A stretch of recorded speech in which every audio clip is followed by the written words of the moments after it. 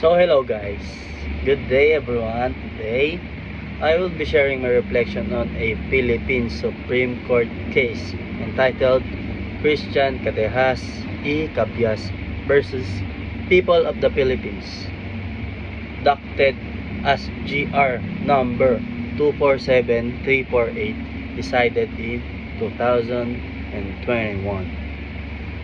This case is very relevant in today's digital age, where communication happens mostly online, and where the law must protect vulnerable individuals, especially minors. So I have 5 questions provided by our professor.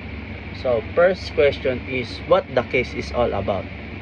This case is about child protection in the digital space, especially if it deals with whether an adult can be held criminally liable for inducing a minor to send sexual explicit image through online messaging platforms.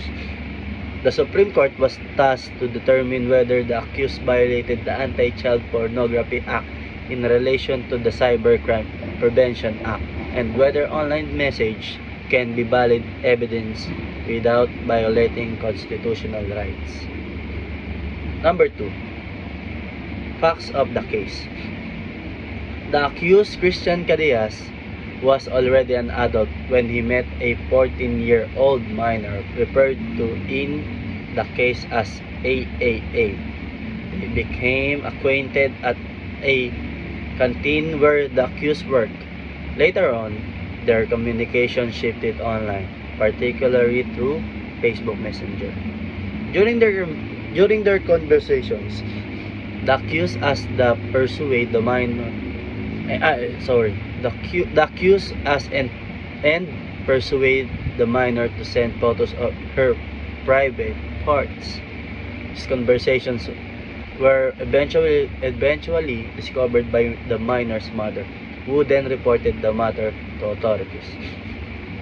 As a result, criminal charges were filed against Cadejas. While he was acquitted of one charge, he was convicted of child pornography by the trial court. The Court of Appeals affirmed this conviction, which led the accused to elevate the case to the Supreme Court. Number 3 questions. Issues of the case. The Supreme Court addresses several important issues.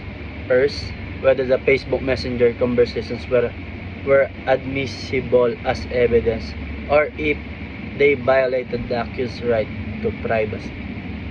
Second, whether inducing a minor to send explicit image constitutes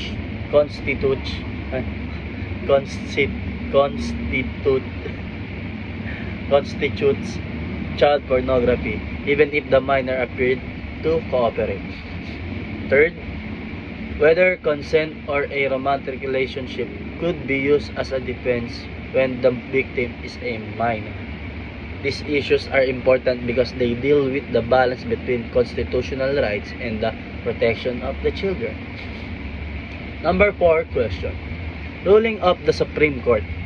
The Supreme Court denied the petition and affirmed the conviction of Christian Cadejas. The court ruled that minors cannot give valid consent to sexual explicit acts.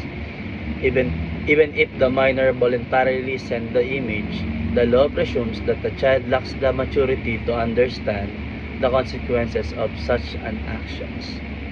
The court also ruled that online message and digital evidence are admissible as long as they are properly authenticated and legally obtained. Most importantly, the court emphasized that inducing or persuading a minor to produce sexually explicit content already constitutes child pornography, even if there is no physical contact involved. Number 5 question and the last question. My takeaways and learnings.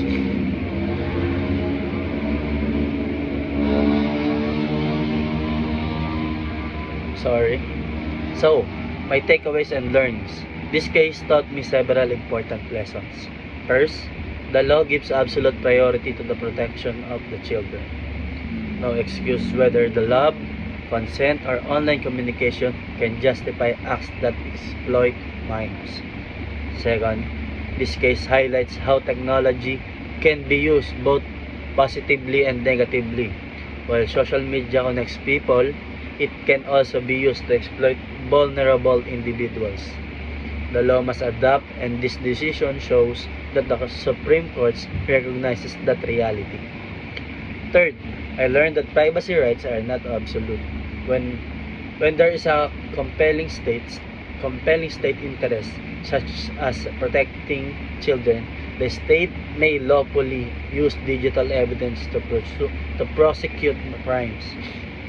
And lastly, this case reminded me that being online does not mean being beyond the reach of the law. Our action in the digital world have real-world legal consequences. So in conclusion, GR number 247348 is a powerful reminder that child protection laws are strictly enforced in the Philippines, even in cyberspace. It reinforces the idea that adults have a responsibility to act ethically and legally, especially when dealing with minors. The decision reflects the Supreme Court's strong stance in safeguarding children from exploitation in all forms. So, thank you for watching, and I hope this reflection helped you better understand the importance of this case. Thanks, guys!